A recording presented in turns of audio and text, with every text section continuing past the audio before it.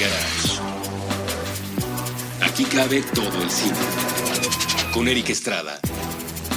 Nuevo cine mexicano. Puentes.me.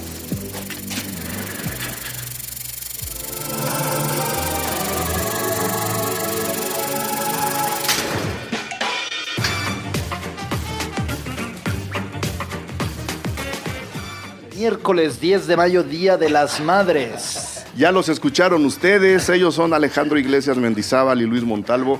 Son los dos invitados de esta tarde en el programa de Cine Garage, de este programa dedicado al cine mexicano. Todavía no sé si este programa va a entrar en el Día del Cine Mexicano o en el jueves de estreno.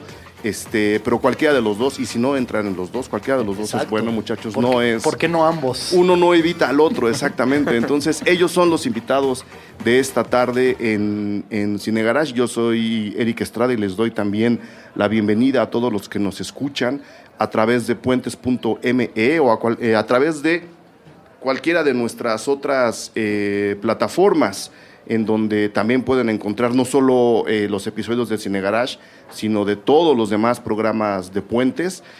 Ahora se prepara la gente del Sereno para hacer su programa. Ya saben, traen sneakers, siempre carísimos, los vemos del otro lado del cristal, ya empezando a preparar su episodio con un par de zapatos que no vemos, pero brillan, ¿no? De lo caros que pueden llegar a ser. Sam siempre trae cosas muy caras para ponerse en los pies. Ahí está Evaristo Corona, que también acaba de grabar su episodio. Veo al heroico cuerpo de producción al fondo, trabajando a todo lo que da, porque hoy, como lo dijo Alejandro, es 10 de mayo y nos sacan temprano de la oficina. Entonces, las otras plataformas son Podcast Addict, TuneIn, Stitcher y iTunes. Ahí también pueden encontrar los programas y los episodios de Puentes. Pero hoy, repito, nos toca hablar de una película mexicana, de una película que estuvo en competencia en el Festival Internacional de Cine de Morelia de hace un año o de hace 2 años, chicos. Yo ya pierdo la cuenta con los Morelias. 2 años. 2 años, ¿verdad? Hace año y medio en el Festival de Morelia del 2015. Exactamente. Que me alegró la mañana, quiero que lo sepan. Las funciones de prensa del Festival de Morelia son rudas.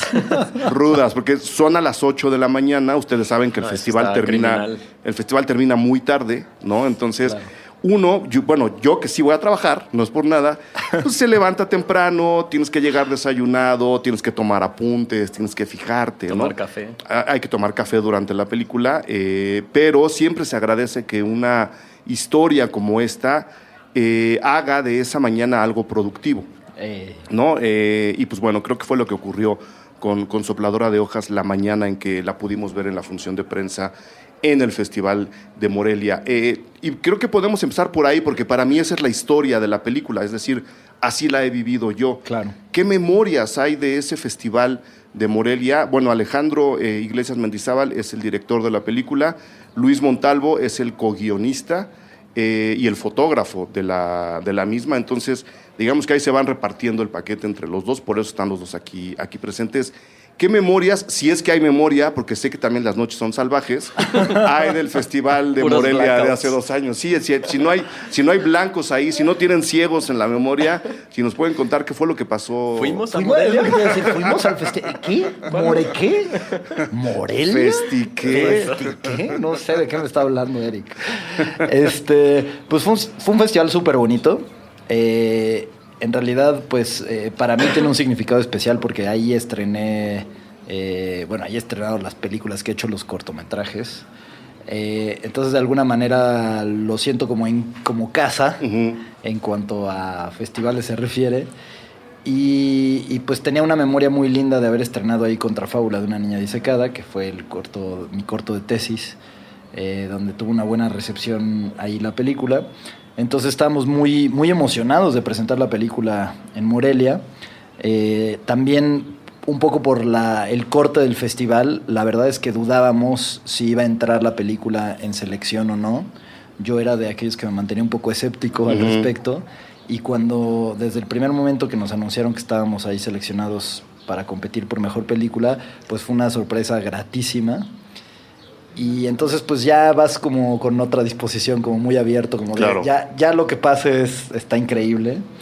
Y la función de prensa justo fue una de las cosas más lindas del festival porque no me esperaba un recibimiento tan cálido y tan lindo. Probablemente es por eso, porque era la función de la mañana. Y porque era la función de la mañana y la mitad de la gente pues estaba pues, más fresca. Claro. No, la película lo amerita, ya hablaremos de eso. Y pues nada, creo que tenemos como muy bonitos recuerdos. En general nos apuntaban para ganar el premio del público. A la mera hora no pasó, pero nos quedamos muy contentos con la recepción que tuvimos con la gente y con la prensa, ¿no? Y nos abrió un camino importante. De ahí empezó una ruta de festivales como bastante provechosa y linda. A las 2 semanas nos fuimos a Torino, donde estrenamos, digamos, fue nuestro estreno internacional y ahí ganamos mejor guión. Y eso, pues siempre mostrar la película a tu gente y en un festival prestigioso, pues es importante y de alguna manera te conforta y te prepara para lo que sigue. Claro, ¿no? claro. Antes de entrar a la experiencia en Torino, que me gusta mucho comparar, ustedes que vivieron las dos reacciones, la reacción del público mexicano, que tiene sus particularidades, sus peculiaridades, sus gustos y sus vicios, con los públicos de otras ciudades, que también tienen sus vicios, sus gustos y sus peculiaridades. Entonces, antes de eso, sí contextualizar a la gente. Vamos a pegar una pequeña sinopsis que me encontré del IMCINE en la bitácora del episodio, pero me gustaría que Luis nos contara lo que hay que contar, es decir, sin echarle a perder nada a nadie, aunque creo que, siendo una película tan bien escrita, que es donde creo que me voy a centrar en esta entrevista, no hay estropeos en la película, o sea, no hay nada que le puedas contar a la gente que le eche a perder la experiencia de ver la película. Qué bárbaro, no es hombre, gracias. No es un Luke, soy tu padre, ¿sabes? O sea, no hay una sorpresa de esas. Sí, no. Creo que la propia propuesta de la película es, tienes que venir a verla. Claro. Bueno, pues es una anécdota muy sencilla. La película son 3 amigos adolescentes que un día pasan por un parque y pierden unas llaves en el parque. Entonces, durante el resto del día se ponen a buscar esas llaves que son importantes para uno de ellos y todo lo que sucede alrededor de esa búsqueda. Digamos, cada uno de los personajes tiene un conflicto personal. Al ser amigos de toda la vida, pues tienen una relación como muy particular y como de complicidad entre ellos, y pues todo como en un mundo cotidiano y normal. Sí. La resumió bastante bien. No, está bien, hasta parece que él escribió. Hasta parece. Y en consecuencia, no sé si eso también sea un vicio que yo tengo como chilango empedernido. En consecuencia, siendo esta película, lo que nos acabas de contar, se vuelve también una película muy chilanga, ¿no? La manera de hablar, la terminología, la manera de interactuar entre estos 3 amigos y también con la gente que está fuera de este triángulo, creo que es muy chilanga. O sea, creo que es una película que define el espíritu de vivir en esta ciudad y de ser como te forma esta ciudad, como otras películas tan importantes que yo comparaba en el texto que escribí después de aquella función de prensa. Yo la comparaba o trataba de dejar establecido que la película está un poco en el tercer vértice que formarían el triángulo de la famosísima temporada de Patos, que todo mundo cita cuando se habla de películas de chicos encerrados. Ahora veremos que estos de alguna forma están encerrados, y Los Caifanes, ¿no? Que también es un pequeño viaje urbano. Y las 3 películas son muy chilangas. La de ustedes está como completando un círculo interesante sobre el ser chilango en el mundo, no en México, ¿no? Entonces, habiendo dicho eso, ¿cuál fue la reacción de la gente en Torino ante una historia como esta, en donde yo creo hay una inyección de la Ciudad de México muy fuerte? Total. Pues creo que tenemos un par de buenas anécdotas al respecto, porque yo fui a Torino y Luis fue a San Francisco, y creo que ahí tuvimos como un poco todo el espectro de reacciones posibles, ¿no? De públicos de distintas latitudes. En Torino yo tenía pavor. Cuando llegamos a presentar la película yo dije, no va a funcionar acá, justo por lo que tú estás diciendo. Dije, la película tiene un carácter y un espíritu absolutamente chilango, mexicano, pero sobre todo de la ciudad. Sí, claro. Que no sé si se va a entender tanto las bromas como la forma de hablar. Dije, en una de esas se va a perder algo en la traducción. El ritmo, sí. Y la verdad es que la primera función yo fui lleno de miedo, pensando en que la gente no se iba a reír, que no iba a entender las cosas, que les iba a aburrir, ¿no? Que iban a tener una lectura distinta de lo que se trataba la película. Y para mi sorpresa fue todo lo contrario. O sea, creo que el mejor público o las mejores funciones pues que en las que yo he estado de sopladora fueron en Torino y en Guanajuato, en el Festival de Guanajuato. Y en Torino hubo justo como una lectura, una comprensión de la película desde un lugar que yo no he vuelto a ver y que fue muy, muy grato para mí, muy, muy lindo encontrarme que había gente que podía leer la película desde ese lugar, que era originalmente lo que yo estaba intentando, ¿no? Plantear, y desde que la escribimos Luis y yo, como que siempre era plantear este mundo ordinario, pero con estos detalles extraordinarios, como esta fantasía que estaba todo el tiempo jugando en esta cotidianidad. Y cuando empecé a leer las primeras críticas en Italia, me sorprendió muchísimo que acordaban en general que estaban más cerca del surrealismo sutil que de un realismo urbano, digamos. Claro, ¿no? Y eso me pareció súper, súper lindo. La gente se reía, entendía los chistes y entendía otros chistes y les parecía muy gracioso otras cosas que acá a lo mejor no eran graciosas. Eso lo hemos discutido Luis y yo, que es muy interesante que de todo lo que planteamos en el guión, cada función y con cada público funcionan distintas bromas, ¿no? Pero lo interesante es que nunca no ha funcionado la película. Es decir, a donde la llevemos, a lo mejor funcionan chistes distintos, los que daban más risa aquí, a lo mejor en España no dieron tanta, pero allá dieron más risa a otros que aquí no daban tanta. Entonces, de alguna manera, como que hay para todos los gustos, ¿no? Y esa fue mi experiencia en Torino, que la verdad es que no la cambio por nada. Fue una gran decisión. ¿No ha pasado que hay algo que no habían pensado y que la gente de repente cacha en una función de, oye, ¿quién vio eso? ¿Quién metió? ¿Por qué escribimos eso? Sí, claro. A mí, mi favorito es, dejamos un par de cosas abiertas en la película. No voy a decir cuáles. No. Pero hay un par de decisiones donde decidimos conscientemente no cerrar, no explicar el por qué pasaba tal o cual cosa. Y a mí me encanta escuchar las interpretaciones de la gente, porque incluso en Guanajuato, la mejor de todas fue un niño que levantó la mano al final de la película y me dijo, oye, pero ¿por qué pasa esto? Qué miedo que levante la mano un niño. Sí, qué terror, exacto. Y yo le dije, a ver, ¿tú qué crees? ¿No?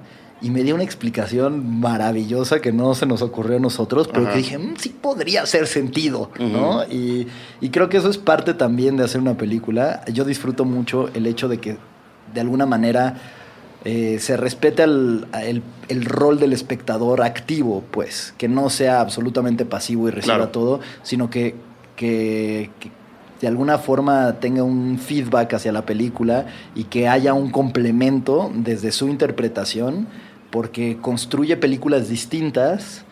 Digamos, una base es la misma, pero tiene estas posibilidades que son súper ricas, ¿no? ¿Y qué pasó en San Francisco, Luis? Porque si se pudiera dibujar una especie de resumen de lo que es México como país, como cultura, creo que tendríamos que hacerlo sumando la información que tú encuentras en Los Ángeles y en San Francisco. Sí, o sea, creo que si existe otro México como país, ya no como ciudad, si existe otro México, está entre esas dos ciudades. Sí, no, está con la suma de esas dos.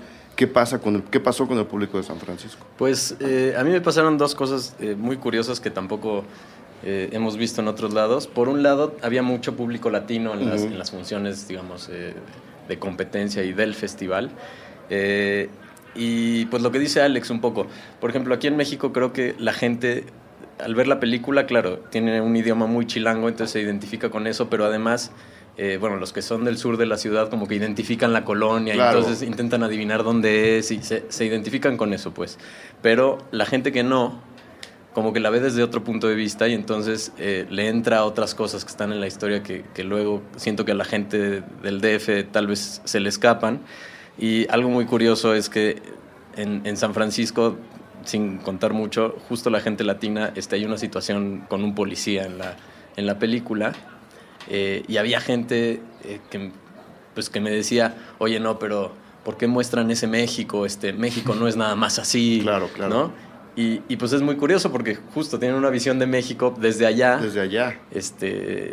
Que pues sí, que causa un impacto distinto en el espectador. Y luego, por otro lado, en el mismo festival se organizaron unas funciones para preparatorianos y chicos de secundaria, ¿no? Por la temática de la película.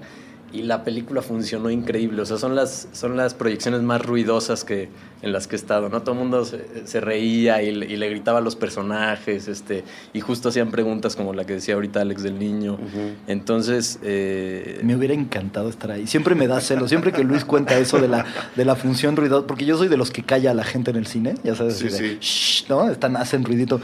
Pero creo que no hay nada que me emocione más, creo, que estés proyectando tu película y que la gente esté interactuando tan apasionada realmente, ¿no? Con ella, sí, ¿no? Sí. O sea, más allá de la reacción interior. Exacto. Sí. Que estén hablando con la pantalla. Sí, y casi, que era casi, pues tal ¿no? cual una experiencia colectiva, ¿no? Sí. Sobre todo, y también era muy marcado, hubo una función como para una prepa de chicos blancos, como se veía que más como escuela privada, y entonces ellos estaban más comportados, y luego para una pública donde había latinos y negros, y esa parecía una fiesta, y pues yo estaba feliz de ver una proyección así, ¿no? Claro, claro.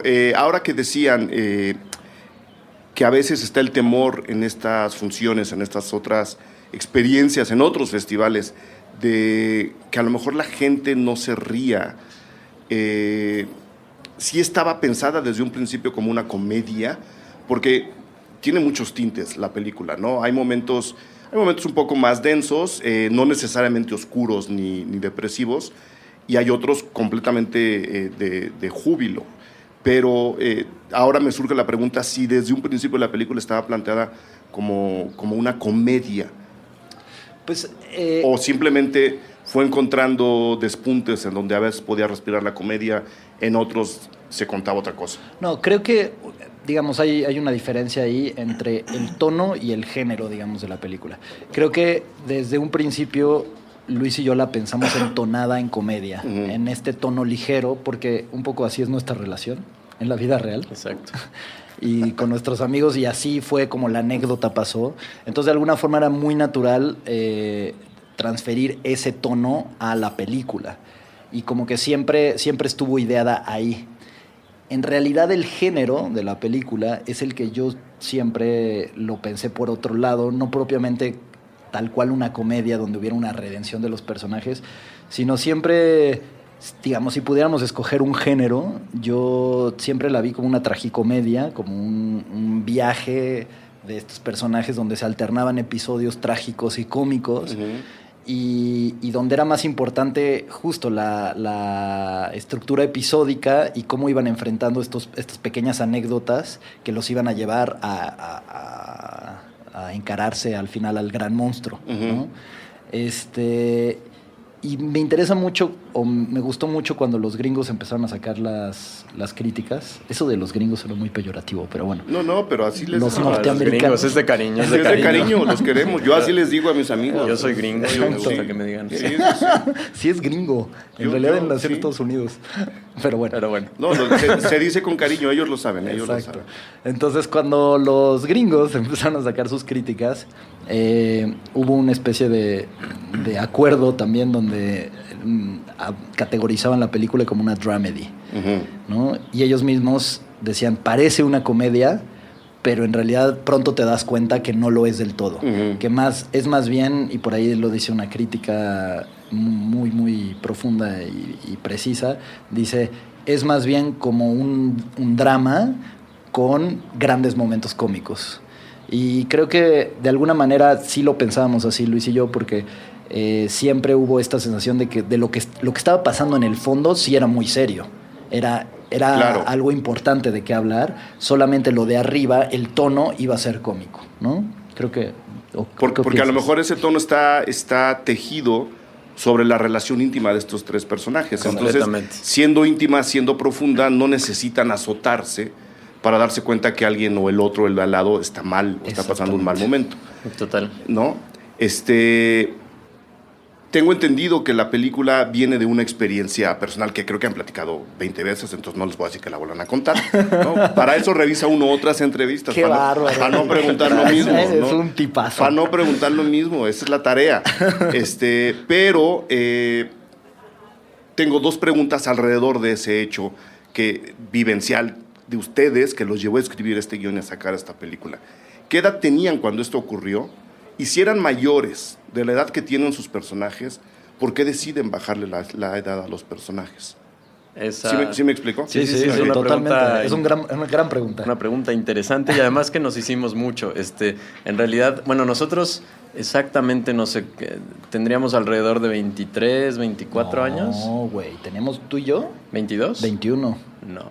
Bueno, 20, sí. 21. Sí. Con lo cual sus personajes, o sea, a la hora de transformar esta experiencia en el guión, hacen que los personajes sean por lo menos 2 años más jóvenes de lo que eran ustedes. Lo cual, a los 20, 2 años menos, es una enorme diferencia. Sí, total. Sí. ¿No? Para muchas cosas. Totalmente. ¿Por qué deciden bajarle la edad a los personajes? Pues, honestamente, inicialmente queríamos tener a los personajes más o menos de la edad en la que nos sucedió a nosotros, que era justo los principios de los 20s, y también hablar un poco de que estos personajes estaban estancados en esa edad, a pesar de que ya eran adultos. Uh-huh.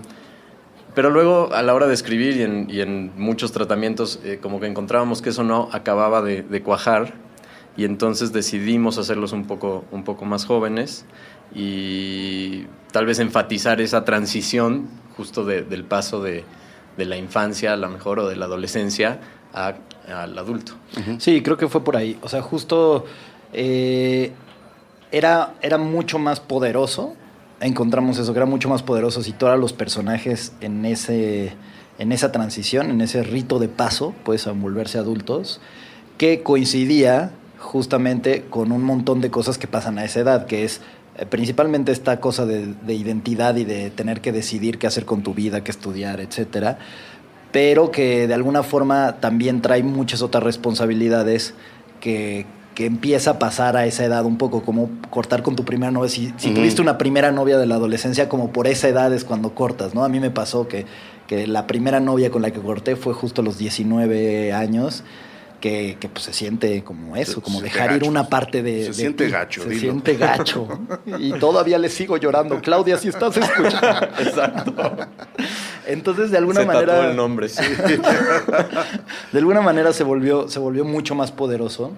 Y queríamos, Luis y yo, siempre fue la intención hablar justo de lo que decías hace un ratito, que era hablar de ese estancamiento, ¿no? De esta imposibilidad de los personajes de salir de un espacio, aunque sea mental, uh-huh, aunque sea simbólico, uh-huh, pues. Y de alguna manera ese reflejo de esta especie de pantano limbo en el que se encuentran los personajes se volvió de alguna forma señalado en el guión nuevo, pero ya no era tan brusco, digamos, como plantear a personajes ya mucho más viejos y que siguieran ahí. Se volvía ya casi absurdo. Aún así, incluso así con los personajes que tienen la edad, hay quien a veces nos dice, pero ¿por qué actúan tan chicos? Sí, nos dice, están muy ñoños Están los personajes para tener esa edad. Y ¿no? para nuestros adentros decimos, uy, nosotros teníamos 22. Claro. Cuando nos pasó teníamos más. Exacto, seguimos haciendo ese tipo de cosas de repente, ¿no? Pero creo que esa fue la decisión. Justo. Hacerlos más jóvenes te da, a la hora de trabajarlos en el guión, que repito, es donde creo que se va a ir centrando la entrevista, porque es donde está soportado todo lo demás. Digo, no que esté mal fotografiada o esté mal dirigida, pero se nota cuando el guión tiene el nivel exacto de, ¿sabes? La masa está justo en su punto. A la hora de hacerlos más jóvenes, ¿ese guión te da más libertades o te las quita? Tomando en cuenta lo que la película quiere comunicar. ¿Se vuelve más fácil o más difícil controlar esos mensajes que la película va entregando poco a poco? Que van más allá de la madurez, ¿no? Que van más allá de la exigencia de tengo que pasar a la etapa adulta. No se trata solamente de una película en la que los personajes dejan atrás una etapa más placentera de su vida. Lo es, pero no es lo único que tiene la película. Sí, entonces, total. yo pregunto, ¿eso hizo más fácil o más difícil llegar al mensaje final? Mira, yo creo que no creo que tenga que ver, no creo que pase por hacerlo más fácil o no. Creo que es distinto. Uh-huh. Y creo que lo que uno siempre se pregunta es, al final, ¿qué quieres decir, no? ¿Con qué idea quieres que se quede el espectador? ¿Qué emoción es la que quieres transmitir? Y a partir de ahí empiezas a tejer todos los otros elementos. Yo creo que es igualmente fácil o complicado construir personajes de más edad con este conflicto o de menos edad con el mismo conflicto.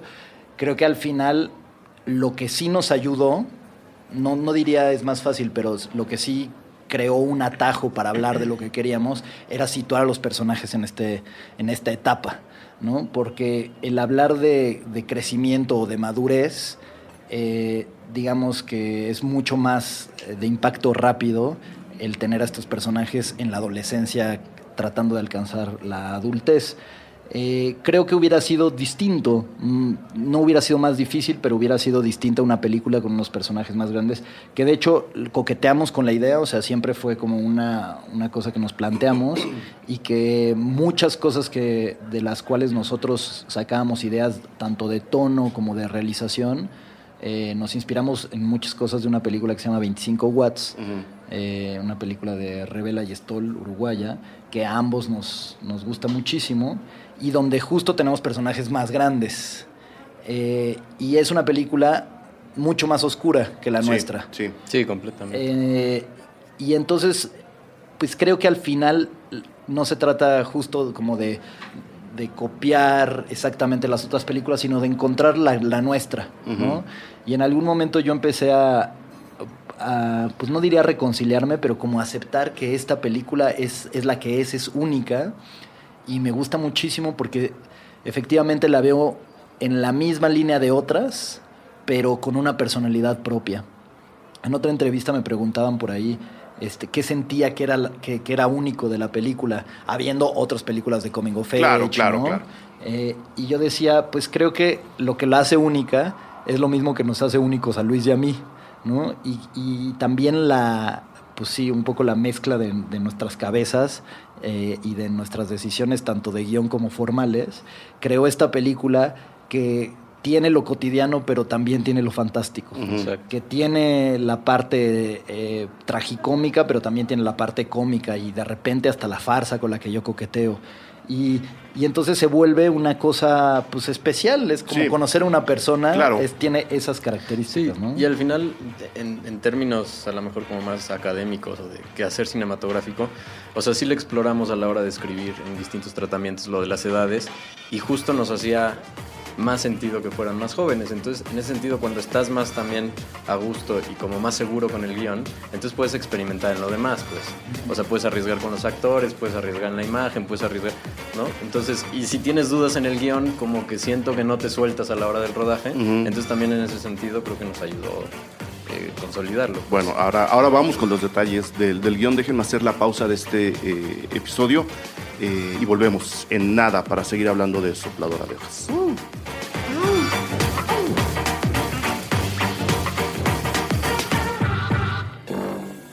Puentes. En Puentes tenemos más de 2.500 episodios sobre música, psicología, cine, maternidad, ciencia, deportes, literatura, videojuegos, disponibles de forma gratuita siempre. Todo gracias a ti, que compartes conversaciones que te interesan, que oprimes responsablemente el botón me gusta, que procuras la mejor versión del internet para ti, que comprendes la importancia de pensar global y consumir local. Ahora te invitamos a nuestra tienda, un reflejo de nuestros programas. Cada compra en la tienda Puentes completa un círculo que nos beneficia a todos. Creadores, productores y consumidores locales. Puentes, presentado por ti.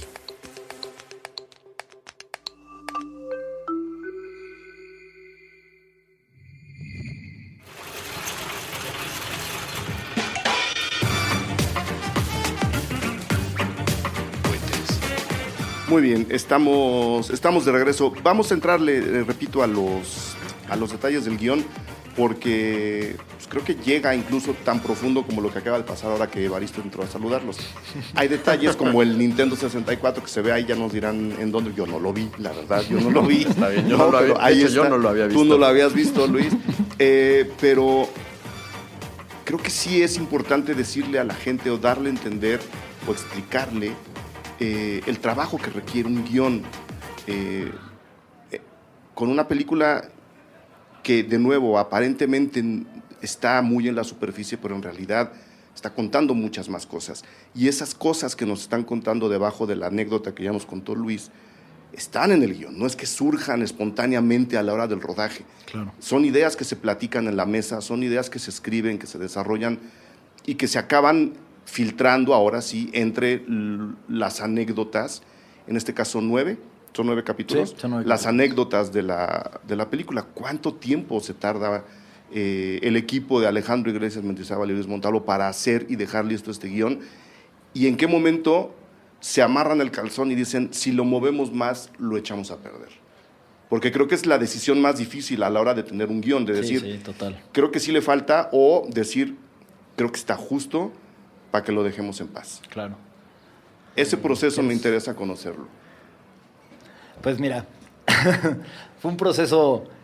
Voy a contestar con lo que me dijo mi psicólogo. La terapia de ayer. Cuando tenía 15 años, la primera vez que fui con un psicólogo, después de varias sesiones de terapia, hizo un diagnóstico a los 3 meses y le dije, bueno, fue ¿qué va a un pasar? poco rápido, perdón que anote, pero fue un diagnóstico No, este veloz. terapeuta era muy bueno. Era muy bueno. No, en realidad es que yo no quería ir al psicólogo y entonces me mandaron a huevo perdón, no sé si puedo decir eso. Sí. Me mandaron forzadamente al psicólogo y entonces acepté, fue un deal donde dije, bueno, voy 3 meses y vemos. Y entonces después de esos 3 meses... Como cuando eres becario, 3 meses de prueba. Exacto, tal cual, fueron 3 meses de prueba y vemos. Sí. Y el psicólogo, que era psiquiatra también, me dijo las siguientes palabras. Interesante. Mira, sí causó un impacto. Total. Me dijo las siguientes palabras que las veo, que siento que pueden venir a colación muy bien ahora. Me dijo, va a ser un proceso largo, doloroso, y vas a necesitar medicinas. Y tú le dijiste, doctor, me interesa la parte de las medicinas. Así es como se resume el proceso de escritura. Claramente Es lo mismo, eso fue escribir un guión. Fue un proceso largo, doloroso y necesitamos medicinas Muy después bien, de eso. Muy bien, muy bien. Pues creo que sí, llevó mucho tiempo. Esto creo que es importante porque a veces si uno está fuera o nunca ha escrito un guión, sobre todo largometraje, no se da cuenta que sí lleva tiempo, ¿no? Y muchas veces ni siquiera lleva tiempo el tener un tratamiento listo, sino todo el proceso de pulir eso y de estar con muchísima atención a los detalles y releer y reescribir, ¿no? Por ahí una maestra nuestra, Beatriz Novaro, hablaba de cómo el proceso de escribir un guión es más bien un proceso de reescritura, siempre. Y en ese sentido, pues Luis y yo estuvimos 1 año escribiendo pues todas las semanas, ¿no? O sea, Eso después de haber decidido empezar a escribir. Claro. ¿No? Que es un tiempo que también hay que considerar. No, total. Sí. O sea, desde que surgió la anécdota que, digamos, inspiró la creación de esta película al día de hoy, son aproximadamente 13... No, desde lo que nos pasó, son como 13, 12 años. Son como 15 sexenios. Son como 12 años, digamos. Sí, pues Calderón. Y del PAN, ¿eh? Exacto. Sexenios y del PAN. No cualquier sexenio. Vamos, con Porfirio Díaz. Qué depresión. Entonces, los sexenios, los sexenios, claramente. Por eso las medicinas. Sí. Por ahí. Entonces sí fue un proceso largo, muy disfrutable, sobre todo en una primera etapa, pues es cosa de tirar la bola a ver a dónde nos lleva, ¿no? Entonces al principio pues era de, ¿y si hay un vagabundo?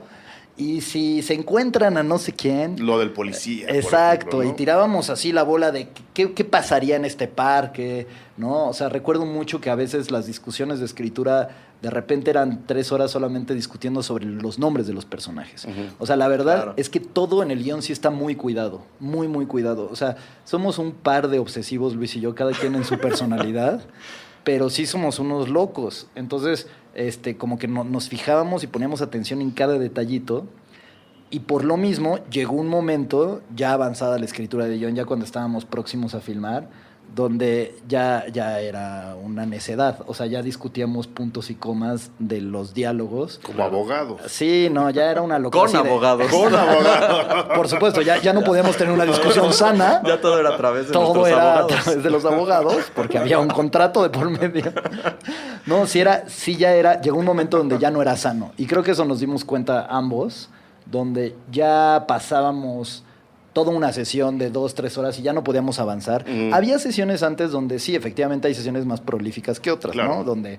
Donde avanzas más, teníamos distintos métodos, ¿no? Había momentos donde escribía Luis y luego llegaba y me enseñaba y de ahí corregíamos, o yo me lo llevaba, yo escribía algo y así, o escribíamos juntos, no sé, como que dependiendo de cómo nos sentíamos íbamos analizando distintas maneras, pero ya al final creo que era natural el proceso donde llegó un punto donde dijimos, no, bueno, ya hasta aquí es la escritura, porque luego va a venir todo un momento de que los actores hagan el guión y los diálogos suyos, ¿no? Que ya encarnen a los personajes y entonces en ese momento van a cambiar las cosas. O sea, recuerdo decirle a Luis, ya, los actores van a decir lo que quieran, van a cambiar las cosas, entonces ya no peleemos por esto. Ya la estructura dramática funcionaba muy bien, ya teníamos claro lo que iba a pasar. Entonces... O sea, ya habían establecido el margen del cual los actores, adueñándose el guión, no podían salir. Sí, ¿no? Sí, total. Ya no había pierde, claro, digamos. Sí, y además es un cliché, pero es muy cierto que la película se escribe pues 3 veces, ¿no? Entonces la escribes en el guión, la reescribes en el rodaje y luego en edición también se puede transformar en otra cosa. A la hora del montaje la puedes transformar. Exacto, entonces como dice Alex, pues creo que también el proceso lo empezamos como a manera de juego también, o sea, claro que queríamos hacer una película, y claro, pero entonces como la cosa empezó a avanzar y luego cayeron los fondos para hacer la película y luego ya estaba la fecha del rodaje, ¿no? Entonces como que también en esta cosa de juego y de empezar a aventar bola, como decía, y explorar posibilidades que a lo mejor no tenían sentido o que podían sonar inverosímiles, pues eso como que lo vas acotando, hasta que, pues sí, llega el momento de hacerlo. Y ahí entra pues el proceso de los actores, de un rodaje. Claro, que ahora iremos viendo más o menos lo del rodaje, pero tengo una pregunta de la cual me gustaría conocer su opinión, porque además en este caso, en Sopladora de Hojas, ustedes dos están vinculados de manera muy directa en 2 de esos procesos de escritura, en la escritura y en el rodaje, tú como fotógrafo y tú como director. ¿Qué opinan ¿qué opinan de la idea de mucha gente, muchos de ellos haciendo películas, que dicen que es preferible llegar prácticamente sin guión a una película? Ya. Es preferible llegar ellos le llaman libertad, creo, a hacer una película y a decir que la historia se cuente sola. Claro. Pues mira, digo, hablando de mi lado más hippie, yo creo que no hay fórmula, sino hay una forma de hacer películas. O sea, hay quien escribe, pues eso, una idea en una servilleta y de ahí puede salir una película muy interesante. Hay quien pasa 10 años escribiendo un guión y luego hace una película mediana, ¿no? Entonces creo que ese es un proceso individual y personal. Pero bueno, nosotros estudiamos juntos y creo que compartimos esta idea de trabajar la historia y de que al final una película pues es contar un cuento, ¿no? Entonces que el cuento esté bien sustentado y que diga lo que tiene que decir. Y creo que pues esa fue nuestra manera de trabajar, o sea, porque así naturalmente nosotros concebimos las películas, pues, o por lo menos esta película. Es que eso es lo que iba a decir y creo que lo dijo muy bien Luis, porque creo que tiene que ver con esta película. Es decir, creo que cada película es distinta y cada película está sustentada y está fundamentada en recursos distintos. Yo creo que desde que nos pasó lo que nos pasó y desde que ideamos esta película, sabíamos que el guión era una parte importantísima, digamos la raíz, la base, y lo segundo que tenía que ver con los actores y la relación, la química que se podía crear ahí. No significa que todo lo demás no esté. No, claro. Que todo lo demás tenía que estar un poco al servicio de eso. Para que funcionara. Y creo que hay otras películas donde justo el montaje es el que te da la información o que visualmente son riquísimas y que son igualmente válidas y que súper interesantes. Y en la historia del cine tienes ejemplos de todo, ¿no? Donde los actores son la base de una película, incluso directores que trabajan más con la puesta en escena o más con la puesta en cámara. Yo creo que es válido todo y que incluso va cambiando, dependiendo de la película y dependiendo del proceso que tienes como creador, aunque suena muy mamila esa palabra. Pero sí, yo me acuerdo de los primeros cortos que hacía, iba con un shooting y un storyboard al set. Al milímetro. No así de, pues se filma así, y es esto, y vamos por esos planos. En Sopladora de Hojas, Luis y yo hablamos de un shooting cuando empezamos ya nuestra labor, digamos, de director fotógrafo. Nos pusimos a ver cómo íbamos a filmar la película, pero desde el principio acordamos que eso no iba a estar escrito en piedra, que había un boceto de un shooting, pero el modo en el que trabajamos ya en set era, llegábamos, bloqueábamos la escena en la mañana temprano, a las 6 de la mañana, veíamos que ponía la escena yo con los actores, veíamos cómo funcionaba, y a partir de eso había una discusión con Luis de cómo podíamos filmar esto, de cómo lo íbamos a atacar, un poco basado en lo que habíamos pensado, pero a veces pues se alejaba, ¿no? Y había días donde yo me frustraba muchísimo porque pasaba mediodía y no sabía todavía cómo la íbamos a contar, y pensaba y decía, es que no funciona así.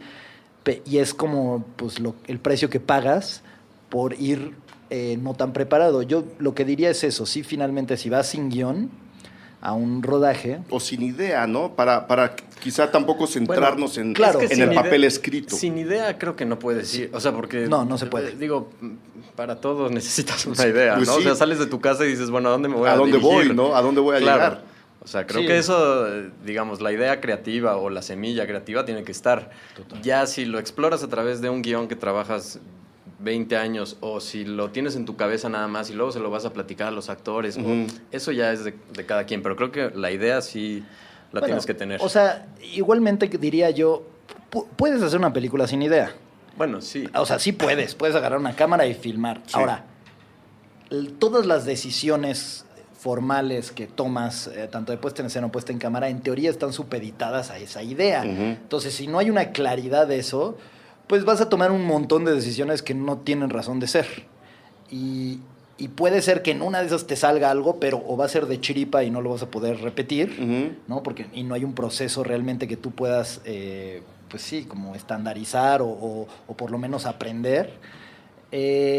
O pues te vas a tardar mucho más y vas a gastar mucho más dinero porque no tienes idea de lo que estás haciendo. Y tiempo, que al final en cine es dinero, ¿no? Sí, y tiempo. Y entonces, pues justo creo que las ventajas pues de llegar con claridad, sea lo que nos refiramos con claridad, sea una idea muy sólida en mi cabeza, aunque sea en mi cabeza, o un guión o un storyboard o lo que para ti sirva, pues significa o representa el poder hacer las cosas de manera eficaz.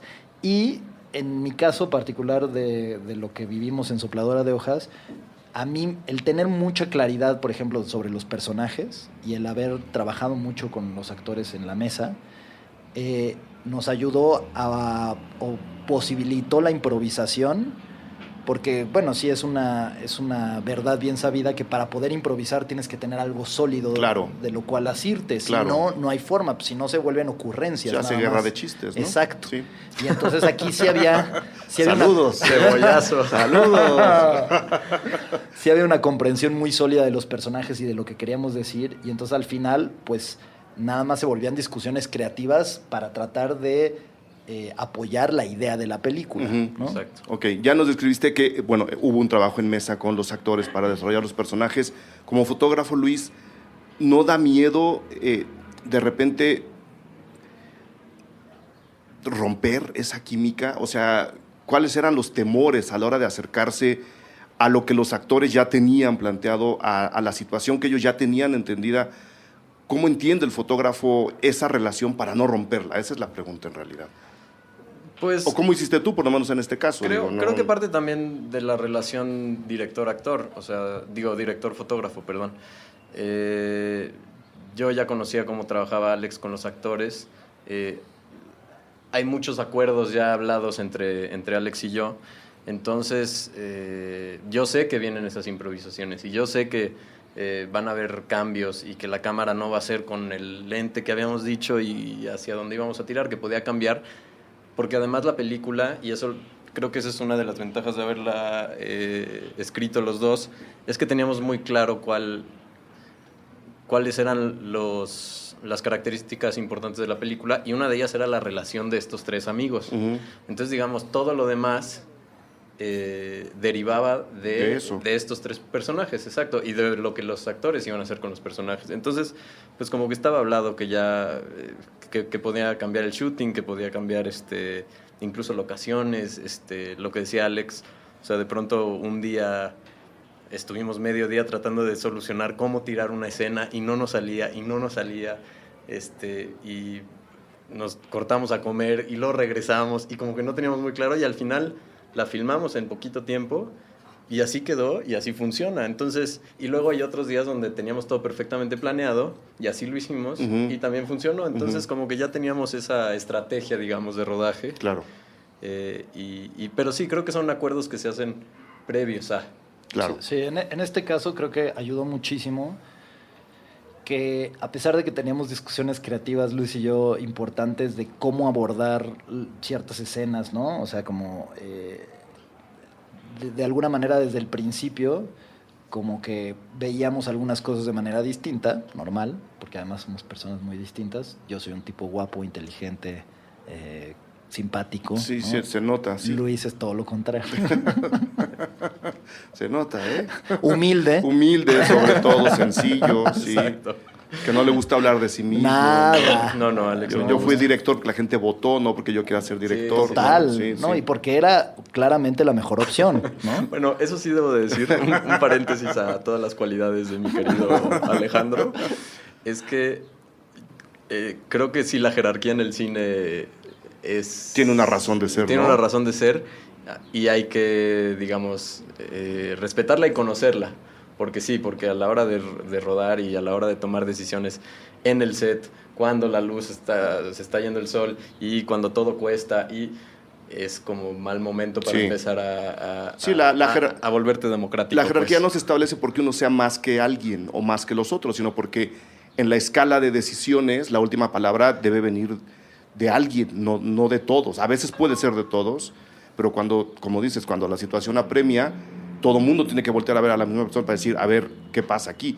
A veces es el director, a veces será el fotógrafo y a veces será Daniel Jiménez Cacho, ¿no? Claramente ahí él no sé tuvo por la qué lo última menciona. palabra. Era mi siguiente pregunta. O sea, y de repente se encuentran a Daniel Jiménez Cacho en su película. Bueno, de hecho no quería decir así, pero ¿te acuerdas la escena que dijimos que estuvo cabrón a filmar? Era esa. Era esa. No, bueno, finalmente, que creo que va acorde un poco con la anterior respuesta que me gustaría ligar, que sí impone de alguna manera el tener a un actor como Daniel en el set. Desde el principio me pareció una gran idea y como establecimos un poquito la decisión de cast de la película, pues funcionaba muy bien que todo el mundo adulto fueran estos actores ya medianamente consolidados del cine mexicano con cierta trayectoria y que los jóvenes fueran relativamente desconocidos. Acaba de mandar un mensaje Daniel, dice que lo de medianamente no le gusta. ¿Media qué? ¿Medianamente qué? No, lo decía por los otros, extras. por los extras, Sí, sí, sí. Y, los que están en y el además fondo. teníamos otros. No, No, pura bueno. gente consolidada. Sí. Pura gente perfectamente consolidada en Consolidadérrima. en el cine. No, y bueno, pues Daniel desde el principio, digamos, no podía trabajar con él de la misma manera que... Claro. O no tenía la disponibilidad de tiempo que tenían estos tres chamacos con los que trabajé, obviamente. Pero, dicho esto, pues también Daniel es de las personas más profesionales con las que yo he trabajado. Se preocupó muchísimo por su personaje, y hablamos varias veces sobre lo que iba a hacer, a pesar de que es un personaje, digamos, relativamente pequeño en términos de tiempo en pantalla, ¿no? pantalla. También era muy importante para nosotros ese personaje y por eso le hablamos a este calibre de actores. Y Daniel fue como 3, 4 veces por ahí al terminar el rodaje en un día de llamado donde él no tenía llamado, pero hablar con la maquillista, hablar con la vestuarista para diseñar al personaje, le mandaba fotos del carrito que iba a traer, ¿no? Como que discutíamos al respecto. Y en set yo me presioné muchísimo porque pues sí es inevitable de alguna manera saber a quién tienes enfrente. Claro. Y cada minuto que pasaba y que yo no podía resolver la escena, me presionaba más porque decía, qué pena con Daniel, literal. Sí. Qué pena con los invitados. Qué pena con los ¿Qué van a decir de nosotros, las visitas? No, yo estaba seguro que Daniel estaba diciendo, este güey no sabe cocinar. Este güey no sabe dirigir, ¿en qué me metí? Voy a renunciar. No, eso era lo que yo pensaba. Y entonces, pues menos podía resolver ahí las cosas porque más me presionaba. Y entonces, pues buscábamos Luis y yo, y hasta que por fin llegamos a una idea, pero a la hora de resolverla, a la hora de empezar a resolverla técnicamente, era un poco complicado y yo como que buscaba darle justificaciones a Daniel, como de, no, mira, aquí te esperas un poco para no sé qué. Hasta que él, de una manera muy sabia, como su personaje, me dijo, ¿qué necesitas, Alex? Y le dije así técnicamente, y me dijo, sí. Y le dije, pues esto, que hables hasta que pasa la cámara, porque pues, si no te tapas, no sé qué. Me dijo, yo veo la cámara. Y yo todavía en algún momento pensé así de, pero vas a ver a la cámara, si no vayas a pajarear, ¿no? Y me vio con cara de, no te preocupes, ¿qué lente tienes? Yo siento, ¿dónde está? Y dicho y hecho, empezamos a filmar y el señor tiene todas las millas recorridas del mundo, todo el colmillo, y entonces él siente la cámara, cómo está, en dónde está puesta, en sabe qué hasta momento dónde la ve está el lente, viendo, claro. Totalmente. Entonces, ahí fue donde ya previamente había tenido una plática con Daniel en un programa que habíamos filmado sobre, justo un documental sobre el trabajo actoral en cine, y había dicho varias cosas que medio había entendido, pero hasta ese momento dije, claro, es que pues el actor al final siempre es un colaborador. Y si echas mano de eso en lugar de pensar que solamente es un títere al cual manipular y poner en cierto lugar para crear tu imagen, sino más bien le pides ayuda, él justo te puede ofrecer grandes soluciones para resolver cosas que no puedes. O sea, tal vez si desde el principio hubiera llegado con Daniel y le hubiera dicho, a ver, esto, que era lo que hacía con ellos tres, en realidad, pero al estar espantado por la figura y el prestigio y la fama de Daniel, pues como que me hice chiquito. Muy bien. Y eso es súper importante también, creo, darse cuenta que es muy importante no achicarse. Es muy importante seguir manteniendo la misma línea de dirección, sin importar si estás dirigiendo a Robert De Niro o a tu abuelita. Claro, que es un poco también... No, mi abuelita es una gran actriz. Sí, oye, güey, que viene también con lo de la jerarquía que decíamos hace rato, ¿no? El actor entiende esa jerarquía. Total. Colabora dentro de esa jerarquía. No, y se puso al servicio. O sea, yo le dije a Daniel, ¿es esto? Y me dijo, sí, señor. Acaba de mandar otro mensaje, Daniel, que muchas gracias por tus palabras. De hecho, me acuerdo en esa entrevista que le hicimos previo al rodaje, que Daniel decía como una frase de... El actor es tu amigo. Sí, decía, el actor es el mejor amigo del hombre. Es el mejor amigo del hombre. Te puede ayudar. Sí, y también, y bueno, sí ligándolo un poco con lo anterior, creo que una cosa que fue una virtud y que siempre lo hablamos Luis y yo, pero que él lo supo resolver muy bien, fue que, digamos, él se involucró, o sea, Luis se involucró en la escena desde un lugar donde no se sentía... invasivo, pues, y no sentían que el fotógrafo estaba por allá, por un lado. Desde el principio, digamos, en el taller, Luis estuvo ahí grabando cosas y lo conocieron. Un taller con los actores. Ajá, un taller que hicimos previo a elegir exactamente el casting. Hicimos un taller con los actores y eran los 7 finalistas y Luis ya estaba ahí grabándolos. Claro. Y hablamos un poquito, o sea, yo a los actores siempre les compartí que Luis era la persona con la que había escrito el guión, que uno de los personajes originalmente estaba basado en lo que él había hecho, aunque después pues cambió bastante. Y entonces hubo una relación más o menos cercana, y eso aunado al planteamiento formal que hicimos de la puesta en cámara ayudó muchísimo, porque Luis y yo desde el principio dijimos, esto va pues siguiendo a los personajes siempre, siguiendo a la acción siempre, que la cámara no se sienta, que no sea demasiado exhibicionista, que no sea demasiado llamativa, sino que de alguna manera logre que uno entre en la historia y en la relación de estos personajes. Por lo mismo decidimos utilizar mucho Steadicam en la película, y para lograr usar mucho Steadicam pues fue una conjunción ahí de factores interesantes, pues porque un amigo se acaba de comprar un equipo de Steady, Luis también, Luis acababa de tomar un curso de Steadicam, entonces él operó toda la película, bueno, salvo creo que 2 planos, sí. Operó absolutamente toda la película, y al estar tan cerca siempre de la acción, pues de alguna manera se sintió muy natural que él estuviera y nunca se sintió invasivo, ¿no? Entonces eso ayudó muchísimo a que los actores nunca se sintieran, ahí está la cámara, ¿qué va a pasar? Sino era una relación natural la que siempre teníamos. Sí. Más orgánica. Bueno, Sopladora de Hojas, chicos, estrena el 19 de mayo. 19 de mayo en salas mexicanas. Ha ido ya dando vuelta por el mundo, por varios festivales. Esperamos que la gente vaya a verla. Sí, por favor. No creo que haya mejor recomendación que lo que acaban de decir Alejandro y Luis. ¿Tienen algo que agregar a la plática sobre la película? No, bueno, a mí me gustaría decir que, para nosotros es un fin de un proceso muy emotivo, pues, y muy querido, muy entrañable, la terminación de este camino de nuestra primera película. Y de repente siento que las entrevistas o cuando hacemos publicidad para la película, o en general, siempre se dice, vayan a ver cine mexicano porque hay que apoyar el cine mexicano.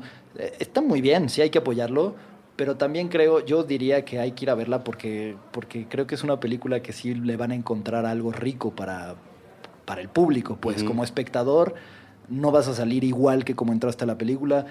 Es una película divertida, pero al mismo tiempo es una película que te puede remontar a una etapa de tu vida, que te puede hacer reflexionar sobre algunas cosas, y que hicimos obviamente con muchísimo cariño, pero más allá de que la vayan a ver por compasión a nosotros, es porque creo que eso está reflejado en la película. Sí. Y es porque creo que el resultado es una película bien hecha, bien estructurada, no es porque la hayamos hecho nosotros. Ven como si es humilde, Alejandro. No, bueno, uno le ve todos los errores del mundo. Sí, pero hay que hablar bien del pero hay niño que hablar feo. Bien.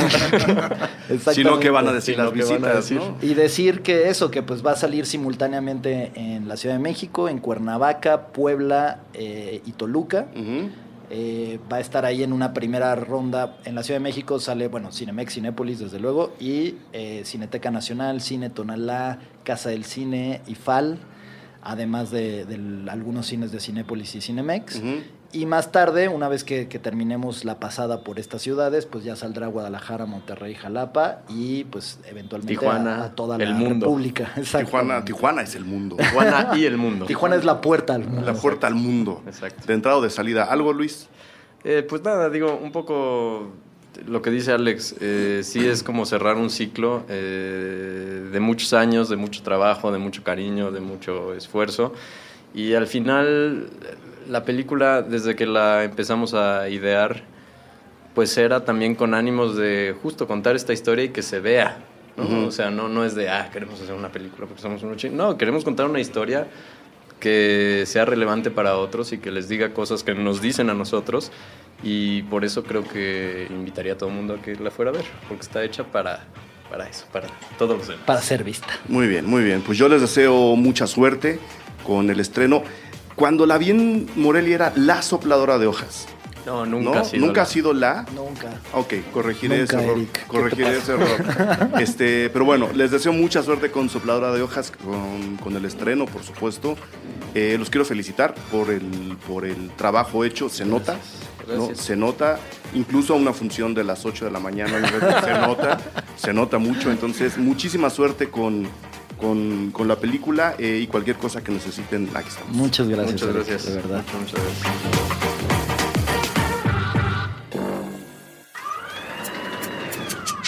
Cine Garage. Aquí cabe todo el cine. Con Eric Estrada. Nuevo cine mexicano. Puentes.me